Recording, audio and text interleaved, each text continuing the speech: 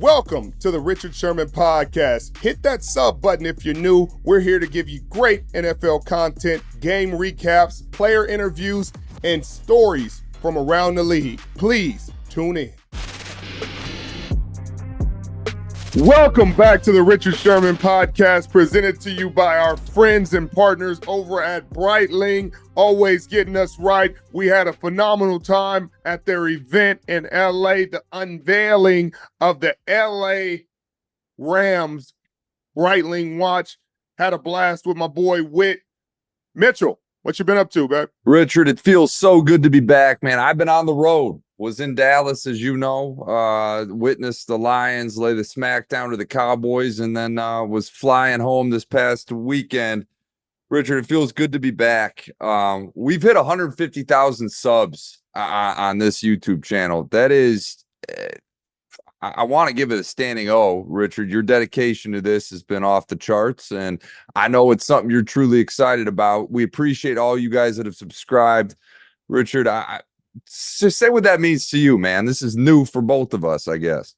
Yeah, it means a lot, man. I'm thankful for every single person that is subscribed to our channel, every person that watches even a minute of this podcast. It's a labor of love, and we appreciate you guys staying with us, growing with us, being patient with us at times, especially me. I know my volume can get a little high. I can get a little eccentric and excited about this game, but I'm very grateful for everything and everybody that follows. Thank you so much. Every single one of you, love and respect from me. Well, Richard, let's get into nice games. We had a doubleheader on Monday Night Football, starting with the ones I think most people wanted to watch. That was the Baltimore Ravens going on the road against Tampa Bay. They didn't really want nobody to watch the other game, Mitchell. They made that game very hard to get to. They sure did. I was royally confused when I went to tune in. I'm like, what channel is this on? And I quickly realized it was on a channel I do not have, and we got to subscribe to ESPN Plus.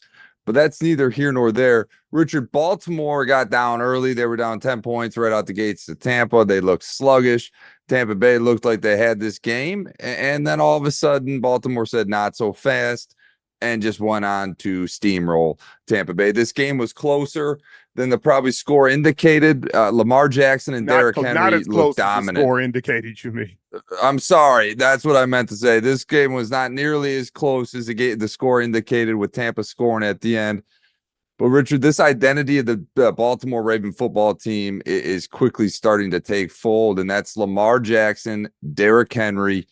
This team looks like they're going to be tough to play against. What are your thoughts on the Baltimore Ravens going on the road and laying the hurting on the Tampa Bay Buccaneers? Well, at this point, they just seem like an inevitability, Mitchell. Every single game, they're going down the field, even when they start slow. At one point, I think it was the third quarter, I looked up and they said Derrick Henry had 5 carries for like 30 yards. They were talking about how good of a job Tampa was doing. Obviously, Lamar was having success. I think he had just thrown that dime to Bateman, the 49-yard touchdown. And then you look up at the end of the game, he had 15 carries for 169, that 81-yard scamper where he just looks incredible. He looks like a creative player, the old school creative players, Mitchell. When it was like 2005 or 2006, you used to create a big running back, make him 99 speed, 250, breaking all the tackles, except he's a real-life human being. He's going to be a gold jacket wearing player after his career is done. But Lamar Jackson looked fantastic and efficient through the air, 17 of 22 for 281. He found Mark Andrews a number of times. One time he found him against one of my guys, a friend of a program, Jordan Whitehead, on a great route late in the game. It was a great touchdown pass. But the play of the day for him was the pass to Bateman. And that pass, Mitchell, he dropped back in the pocket. He hit his back foot. Bateman ran what appeared to be a 7-and-go. The corner thought it was going to be a 7-cut, looked back for the ball. As soon as he looked back, Bateman went, and it was a dime in the end zone. You couldn't throw it better. You couldn't hand it to him better. And you got to give Lamar Jackson a lot of credit. He was efficient from the pocket. And then on the other side of the ball, Marlon Humphrey had an incredible game before he went out with an injury. The veteran, savvy, had 3 interceptions coming into the game, got 2 more today. Hopefully he's okay. He left the game early with an injury. Don't know what happened, but Roquan Smith was all over the place. He was everywhere like Project Roaches, 18 tackles in the ball game. He was up and down the field, a big reason why this defense played so well. Like you said, the score looks like this game was close, but Tampa was able to get a lot of garbage yards, garbage points, ended up with close to 400 yards or 460 in yards when the game was really decided. I think they had 300 and Baltimore had 508. But the big storyline, great win for Baltimore. They're tied with the Steelers for first in that division. That division is going to be a much better race than we thought it would. I think a lot of people thought either Baltimore would dominate this division and run away with it, or it'd be them in Cincinnati, maybe Cleveland if Deshaun Watson could get it together. But he hasn't been able to, and then now he's gone out with an injury, so they seem like they're down and out of this division, even though they have a really talented defense. But the Cincinnati Bengals, you just don't know. Their defense hasn't played as well as they have in the past. They look like they're always primed to go on a run, but this year they might have run out of luck. And the Tampa Bay Buccaneers, though, in this game, Mitchell, they lose their two biggest superstars on this team, Chris Godwin to a very concerning lower leg injury, and he has had the worst luck with lower leg injuries. When I was there, he went out with a bad knee injury playing against the New Orleans Saints, and you just watched the play, and it was just so devastating. So I hated to see him go out on the cart.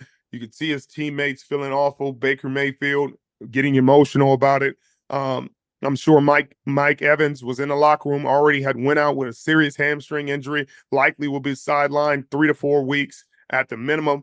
And to lose those guys is such a devastating blow, not only emotionally, but in terms of production, in terms of leadership, in terms of your ability to push the ball down the field. When you have those two guys on the field, you have a chance. And so Baker Mayfield always feels great. They're going into a divisional matchup against the Atlanta Falcons next week. He's going to have to depend on Cade Otton and some of these young receivers, maybe Sterling Shepard and guys that he hasn't had to lean on as much because he doesn't have the two all-pros that he's had. And I hate to see that. They're phenomenal men, phenomenal teammates, and they don't deserve that. But, football is a 100% injury game, and you just hope that they can heal quickly and they get back on the field doing what they love to do. No doubt about it, man. It was that 1-2 gut punch combo, man. This fan base has got to be reeling. You take the loss at home, and then you turn around and you look at this team. I mean, they went on the road. They beat my Detroit Lions. Their defense is so well coached, and they do have those playmakers on the outside. And now we're starting to see, Bucky Irving and Rachaad White take more control. The Buccaneers had high hopes. I mean, most certainly in this division, but I think they were a dark horse in this conference as well. And these two injuries today, it's going to be tough to keep this train on the tracks, Richard. We shall see how they recover in that divisional rival rematch against the Falcons. That's going to be a huge one for them to try to keep the momentum of this season going. The roller coaster of an NFL season is moving right along, and it promises to be a month full of tricks, treats, and of course, touchdowns. And DraftKings Sportsbook, an official sports betting partner of the NFL, is the #1 place to bet touchdowns. Running it in from the one or on an 80-yard bomb, we don't care how they score touchdowns. We just want to bet on them. DraftKings heard us, and they are delivering. Ready to place your first bet? Try betting on something simple, like a player to score a touchdown. Go to the DraftKings Sportsbook app and make your pick. Here's a reason for new customers to do a touchdown dance of their own. Bet just $5 to get $200 in bonus bets instantly. Score big with DraftKings Sportsbook, the #1 place to bet touchdowns. Download the DraftKings Sportsbook app now and use code RICHARD. That's code RICHARD for new customers to get $200 in bonus bets when you bet just $5. Only on DraftKings. The crown is yours. Then let's go to the game that a lot of people had trouble watching down in Arizona. The LA Chargers, they were this team that were just smash mouth football. Jim Harbaugh went there, and that's what he was going to do. And we haven't seen a whole lot of Justin Herbert all season. Then all of a sudden, bam, he's throwing for 39 passes for 349 and looking like himself of old. Richard, the Arizona Cardinals come off in a walk-off thriller of this game. Your thoughts here. What do you make of Arizona? Can they stay around in this divisional race? Because let's be real, it is a tight one out there in the west side of the country that you're on, Richard. let's be really careful calling things thrillers, Mitchell. This I'm game, not going to call it a thriller. You said a walk-off thriller. I said, oh golly, if that's a thriller, goodness gracious, it must be opposite day. There was a reason it was hard to watch, Rich. It was hard to watch in every sense of the imagination. And I'm sorry, Charger fans and Cardinal fans, all 12 of you guys. I know you guys want me to say great things about this team, but this game was tough. And Arizona Cardinals have had an up and down season. Kyler Murray has been up and down. He didn't have a great game, 14-26, 145 yards, obviously doing a lot with his legs, 6 carries for 64 yards in the touchdown. But James Conner continues to look like the Pro Bowl running back that he is, earning his keep, 19 carries for 101 yards.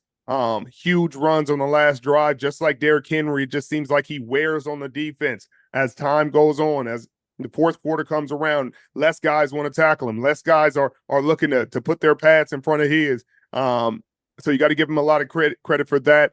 The Cardinals defense was able to get to Justin Herbert a number of times. Naquan Smith had a sack. Ben Steele, Dante Steele had a sack. All had a sack in the game. But it was the turnovers. It was the fumbles. Justin Herbert didn't throw an interception, but they turned the ball over, fumbling the football, and that's what allowed the Arizona Cardinals, even when they were struggling offensively, to stay in this ball game. They gave up plays. They weren't able to convert in the red zone. Kept settling for field goals. You cannot keep settling for field goals, and that's why people are concerned about calling Justin Herbert a superstar quarterback, because even with all this, even with their offense, even with him throwing for 349 yards, he was 27-39. Like you said, Justin Herbert are old. Where are the touchdowns? Where is the end zone? Where's the points to really be excited about that? I'd rather you throw for 150 yards and throw for 4 touchdowns than throw for 349 and have really nothing to show for it. 15 points in the game. And I'm sure Jim Harbaugh and Greg Roman aren't happy with J.K. Dobbins, 14 carries for 40 yards. They just could not get the run game going. But you have to give the Arizona Cardinals defense a lot of credit. They played well. They made the plays they need to make, kept their offense in the game, and allowed them to have a chance late in this ball game to win, and they were able to pull it out. But you just got to convert. If you're the Chargers, you're coming off a huge divisional win, feeling good, a chance to continue to solidify yourself as contenders in this AFC West division. And then you put up a stinker like this, where you're getting the ball down the field, you're getting your yards, you're making plays, but you're not finishing drives. You have to finish drives. That's the name of the game in this league. That's why a number of these teams that are contending are having, that's their Achilles heel, their ability to convert in the red zone, because a lot of these defenses are bend but don't break. They'll let you get some yards. They'll let you push the ball down the field. They'll let you have a 13, 14 play drive. But when they get into the red zone, they're going to bow up, or they're going to make a play. They want you to play as many plays as you can because they think you're going to make a mistake. And so that's what continued to happen. But we'll see what this means for the Chargers. We'll see what this means for the Arizona Cardinals, because like you said, the NFC West is wide open. I think they're second in the division right now. Because they beat the San Francisco 49ers. It's them, the San Francisco 49ers, the Rams, and then obviously the Seattle Seahawks at the top right now, the only team above 500. So anything can happen. Seattle could go on a run and start to pull away, or they could stumble. Who knows? But you hope they can pull away and continue to win games. Maybe San Francisco figures it out and can find it, but they got a tough road. They got a tough game against the Dallas Cowboys in Jerry's World coming up. So many things still waiting to play out. The Cardinals go to the Dolphins, who without Tua Tagovailoa have looked like a shell of themselves, just came off a really, really head-scratching loss to the Indianapolis Colts. I mean, if you look at Anthony Richardson's performance, you'd say, wait, they won that game? He just really had nothing to show for it, especially the way Joe Flacco had been playing the previous games. But obviously, they have a lot invested in Anthony Richardson. They want to see him be successful. They want him to go through the growing pains, and they're going to be patient with him. But just watching the offense with Joe Flacco and how efficient, how productive those receivers and tight ends were when he was playing. I mean, a lot of fantasy owners had fool's gold and start picking up Indianapolis Colts players like hotcakes, Mitchell, and then they look up. No production. There's no doubt about that. I mean, Josh Downs is exploding. Michael Pittman looked like himself from last year. And then everyone's wondering, hey, oh, that's right. Gardner Minshew was throwing him the ball last year, not Anthony Richardson. It seems if they want to win, they got to put Joe Flacco in, but I don't think they're going to do it, Richard. Anthony Richardson is probably going to be the pick going forward. But I want to talk more about your NFC West, because I know everyone feared it yesterday, and we got confirmation now. The San Francisco 49ers injury-riddled season continues, and Brandon Aiyuk's out now for the season with a torn ACL and MCL. Richard, what is your panic meter here? Because we've addressed this numerous times this offseason, this training camp, and throughout this season, now losing one of the top skill position players on this team. Where are we at mentally? Well, Mitchell, I'm panicking. I'm having a hard time. I find hope knowing that in the past they've been able to dig themselves out of this hole. Kyle Shanahan's a fantastic coach. Christian McCaffrey's going to come back at some point in time. There was conversations with Kyle this week about him potentially playing. Obviously a long shot to play in the Dallas game, but I'm sure that's music to the ears of the faithful that he's going to be coming back at all. That'll be a welcome boost. Maybe they can get Jauan Jennings back. That will be a sight for sore eyes, especially with the devastating injury to Brandon Aiyuk. You hate to hear that. You hate to see that. I'm grateful that he was able to get his money, because this is what the stuff you hate. This is a game. This is his livelihood, and you never want a guy to get injured. If he's going to get injured, at least he got life-changing money for his family. I know fans hate to hear stuff like that, but that's how I feel as a player. You want guys to be, years will pass. You guys will remember and forget guys, but his family will be in a better place. He's worked his entire life to get to where he is today, to earn the deal that he earned. I'm sure he's going to come back with a vengeance and show everybody why he got the big bucks, but just praying for a speedy recovery for Brandon Aiyuk. And, this is a opportunity for Jauan Jennings to showcase his talents along with Deebo Samuel. He'll obviously get a bigger role now. He was a little under the weather in the last game. It'll also give Ricky Purcell a chance to grow up quick. You wonder when he will get his opportunity and how he would get his opportunity and how there will be enough footballs to go around.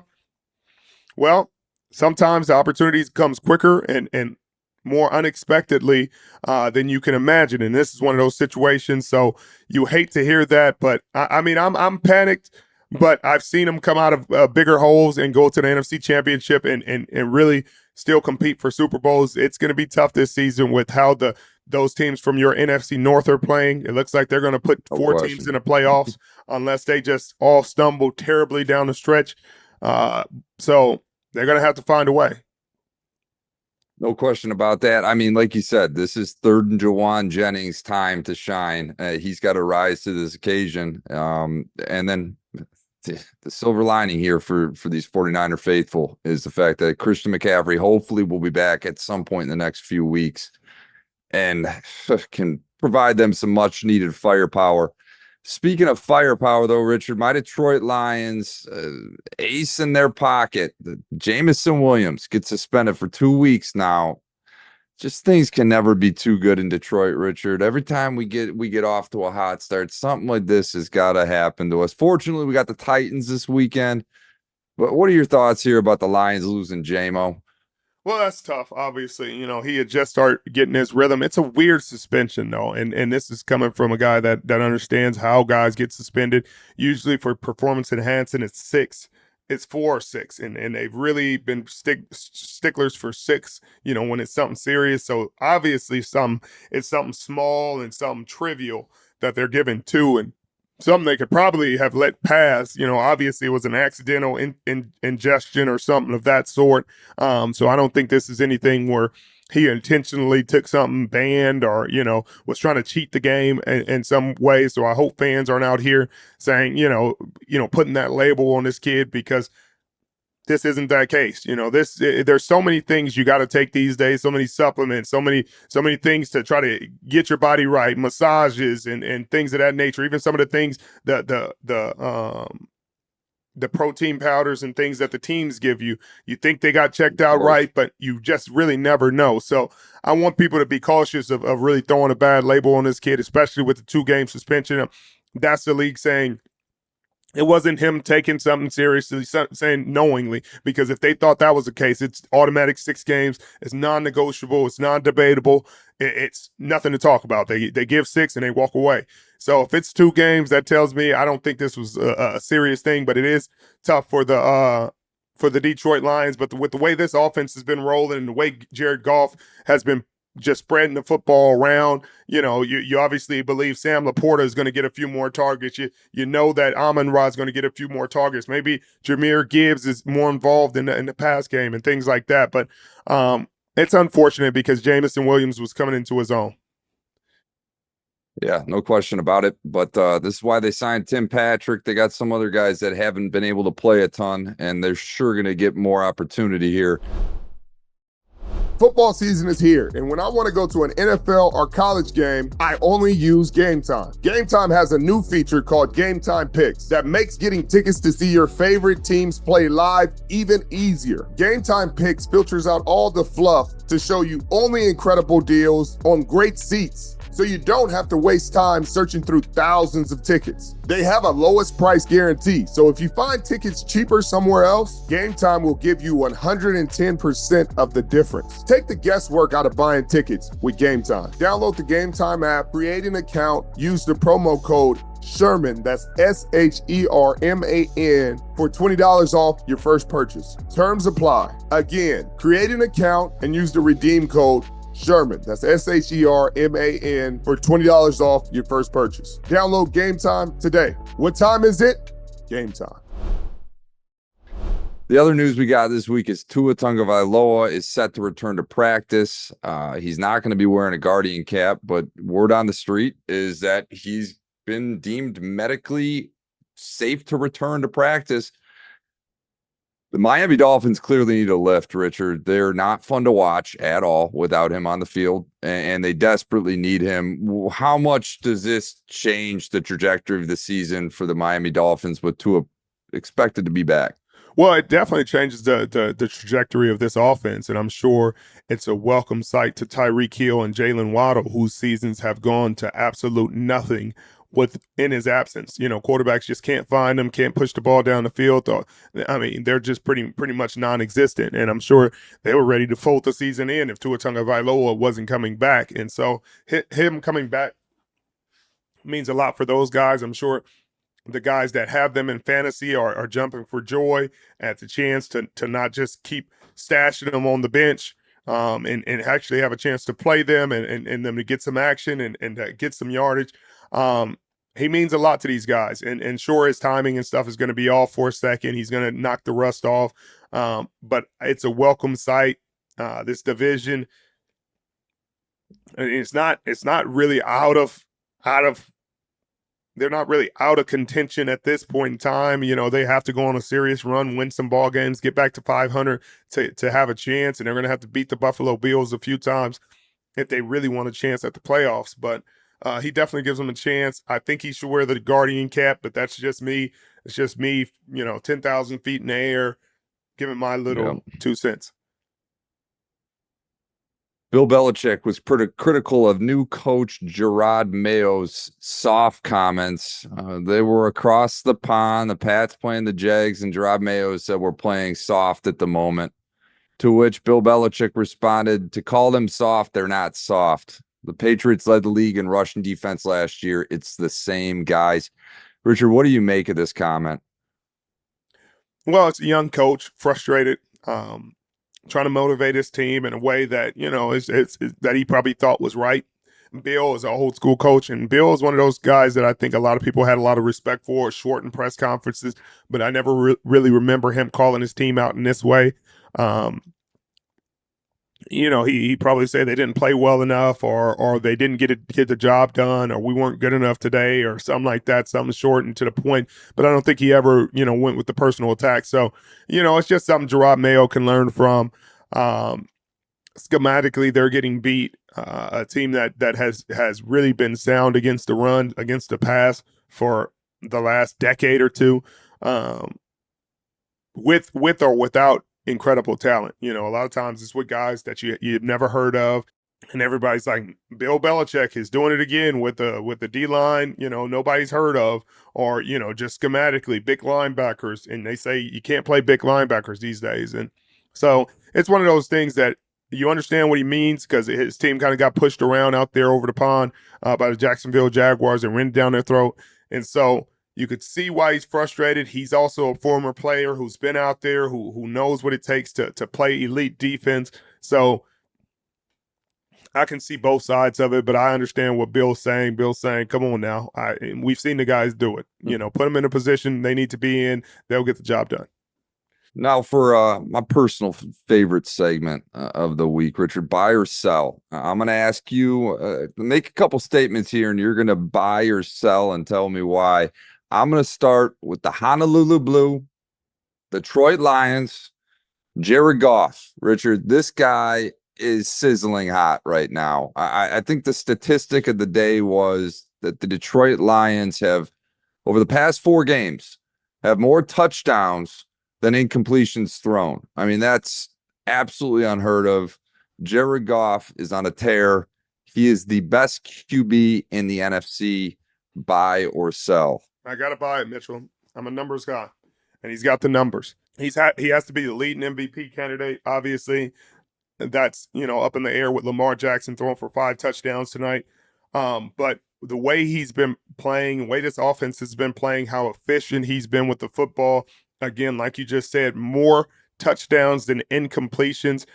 That's a ridiculous stat. I've seen him. He's gone 18 for 18 in a game this season, and he's getting the ball, spreading it to everybody. He's spreading the love to every single receiver. It seems like Ben Johnson's just closing his eyes and saying, you get a pass, you get a pass, you get a pass, you get a pass, you get it. Oh, Mitchell, you see this? Boogie. Oh, come on now. I'm getting into the spirit. Jared Goff got me feeling the rhythm. So I have to buy that, Mitchell. It'd be tough to argue. You can argue talent, and I hate people arguing something that's subjective. Oh, there's more talented guys. They're talent. I don't care about talent. There are a lot of guys that are more talented are throwing interceptions, a lot of them at a high tilt. And if you're throwing interceptions, you're putting your team in harm's way. He's not doing that. He's spreading the ball, pushing the ball down the field, winning games, scoring a lot of points. You got to give him the nod for now. That may change throughout the season. Maybe somebody catches him, but right now he's in the lead. What's impressive to me is that game in my eyes was a bit of a trap game for the Lions. You're riding high off the emotional, the victory, huge victory over the Dallas Cowboys. You lose your emotional leader and Aiden Hutchinson, and then you go on the road against your division foe who's playing the best football in the league, arguably, and then you get in the whole 10-0. Jared Goff led this team back, and then, of course, they're down late, and he led them down the field for a game-winning field goal. Terry Bradshaw said after the game that he reminded him a little bit of Tom Brady. Richard, I don't know if I go that far, but like you said, he's a great ball distributor, and he's arguably one of the best in the league at it right now. Moving to the next topic, this one's tough. I know you're wearing the hat right now, but I got to ask it. The San Francisco 49ers will miss the playoffs. Buy or sell? I'm selling that, Mitchell. I'm selling that. I believe in Kyle Shanahan, Brock Purdy, and the boys. They're going to rally and figure it out, find a way to get in those playoffs and make some noise. They have to, another number of things have to happen, and some things they can't control have to happen and go in their favor, but I got them making the playoffs. With that being said, I'm going to stay in that same division. The Seattle Seahawks will make the playoffs. Buy or sell, Richard? I can buy that. It's as they get healthier, and they made a change at right tackle, which was a glaring weak spot for him over the last couple of weeks. Geno Smith has been doing a lot with a little, making lemon. They're giving him lemons, and he's somehow making lemonade, Mitchell, with no water and no sugar, and sometimes no lemons. it's been incredible to watch. He's moving around in the pocket. He's accurate. Even when he's under duress, he's dropping dimes, and he's gonna get a payday, and he's gonna get a big time payday, well deserved. I think they win it. I think their defense is just getting better. They'll get healthier.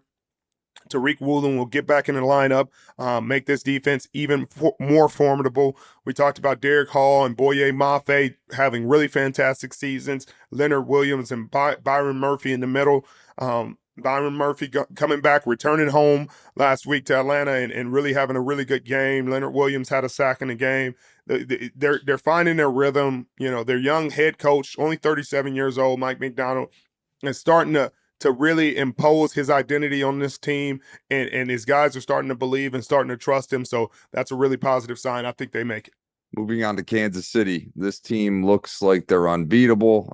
They can withstand every task, every up and down the season presents. And Patrick Mahomes, again, comes off victorious on the road in the Super Bowl rematch. Richard, this Kansas City Chief team is going to go undefeated this year, buy or sell. No, I'm selling that, Mitchell. I don't think they want to go undefeated. At least the coaching staff doesn't, because that leaves you so vulnerable in these playoffs. You need teaching moments. And they're getting a lot of teaching moments in these wins. But as they always say, you learn more from a loss than you do a win. And they're getting away with some things they probably won't be able to get away with in the playoffs. So they're going to need a loss to bring them back down to earth. And I'm sure that coaches will say the same thing, and they're going to get it at some point or another. They're living on borrowed time. They're winning some of these games in some very odd and interesting ways. They're finding ways to win ugly, pretty, on the side, up and down. They're finding ways to get the dub. And with Patrick Mahomes leading the league in interceptions, eventually that's going to catch up to you. And I know it hasn't yet, and it's cliche to say, but it is. That's just how football works. It no matter what the odds say, eventually that gets you. It bites you right there in your hiney parts. Before we leave this game, I know I didn't have an opportunity to speak with you about it earlier, but what do you make of Patrick Mahomes tiptoeing down the sidelines, acting like he's running out of bounds? Defender kind of lets up, and then he scampers for another 25. That's why you laid out Jared Goff the way you did at the goal line several years ago, Richard, because Patrick Mahomes deserved it in that case. Yeah, Mitchell. I mean, it's not Patrick Mahomes' fault. It's the league's fault. This is what they've built. They want to protect the quarterbacks, and they're going to continue to protect the quarterbacks. But these defenders, you can't. It's just unfair. But you can't slow down. Like, until he steps out, your intentions should be cruel. Like, hey, I'm going with bad intentions until he steps out. And until he steps out, that's what I was with Jerod that time. I'm running full speed, and my intentions are bad until he steps out. And if he doesn't step out, he's going to feel my intentions right around this area, Mitchell. And that's what happened. And I think that's what you just got to do. You got to play through the whistle. You got to play to and through the whistle. And in that play, there was a lot of assumptions going on, and you can't assume in this game. It'll bite you in the butt, and I'm sure that's a tough lesson for young Winters, but he'll get it, and he'll be better for it. And finally, we just watched them tonight on Monday Night Football. The Baltimore Ravens put on a very solid performance. They look like they're back on the right track. Derrick Henry running the ball like crazy, and Lamar Jackson looking like his MVP self. The Baltimore Ravens are the biggest threat to the Kansas City Chiefs in the AFC. Buy or sell. I'll buy that. And depending on how it shakes out, though, Mitchell, it's a weird year, so it may not shake out like it did last year, where they don't meet until the AFC Championship game. They may meet before then. This division race for the AFC North is up for grabs. Obviously, Pittsburgh. Russell played really well. George Pickens made some incredible catches. Best game, I think, of his career, his young career. But if they're not undefeated, if the Houston Texans get on a run, and they can somehow sneak in and get that 2 seed and get opposite side of the Kansas City Chiefs, I think things get really interesting. I think you may run into a situation in Baltimore Ravens. I mean, more than likely they'll play Houston, but you could run into a situation they stumble somewhere and they end up playing the Kansas City Chiefs in the divisional, which would be, not great for the NFL. I'm sure they will want to see him in the AFC Championship, but I think they're the greatest threat to them, and I think that's going to be a fun game to watch whenever we get to see it. Richard, you're going to LA this Thursday. It's time for our TNF preview presented by Prime Video. The Vikings, fresh off a loss against my Detroit Lions, are going to be hungry going across the country to take on the LA Rams, who are in desperate need of a win. Vegas has got this as a 3-point Minnesota Viking favor. Your thoughts on this game, Richard? The Vikings coming off the bye week, in a huge environment at home against the Detroit Lions, lose. I mean, what do you expect to see out of them this Thursday as they take on the Rams in what appears to be a must-win situation for them? Yeah, I mean, it is a must-win situation for the Rams, but I got the Minnesota Vikings winning that game. It is a trap game on a short week, and so your boy Stafford. If you're gonna have a no hope game and your team has no chance of winning this game, and you got Matthew Stafford at the helm, that's the only chance you got. That's it. That's a very dangerous club, Mitchell, because I think he likes to be the underdog more than he likes to be the favorite. He likes to have no hope.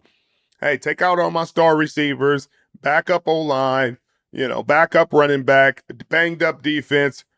Perfect.